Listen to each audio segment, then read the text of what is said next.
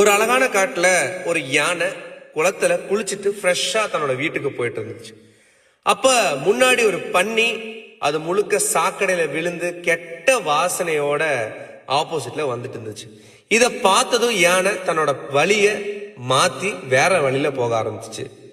அந்த பன்றி என்ன நினைச்சிச்சு அப்படின்னா மனசுல, அடடா இவ்வளவு பெரிய யானையே என்ன பார்த்து பயந்து ஓரம் போயிடுச்சு அப்படின்னு மத்த பன்றிங்கிட்ட போயிட்டு இத பத்தி சொல்லுது.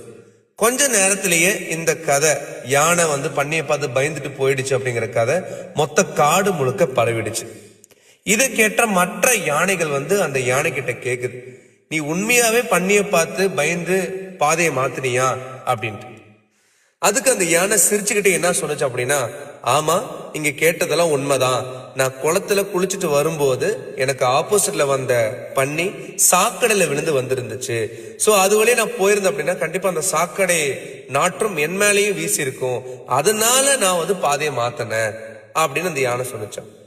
இந்த கதையில இருந்து என்ன சொல்ல வர அப்படின்னா, இதே மாதிரிதான் நம்மளோட வாழ்க்கையிலயும் நெகட்டிவ் ஆளுகளுக்கு எல்லாம் பஞ்சமே இல்ல, சுத்தி நிறைய பேர் இருக்காங்க. ஆனா அவங்கள நம்ம கவனிக்கணுமா இல்லையா அப்படிங்கிறது நம்ம கையில தான் இருக்கு.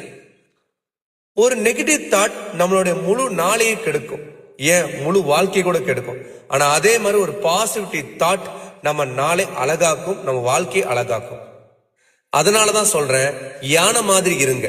நெகட்டிவிட்டி வந்தா வழிய மாத்துங்க, ஆனா மனசே இல்ல. நீங்களும் யானை மாதிரி நெகட்டிவ் அவாய்ட் பண்றீங்கன்னா கமெண்ட்ல சொல்லுங்க.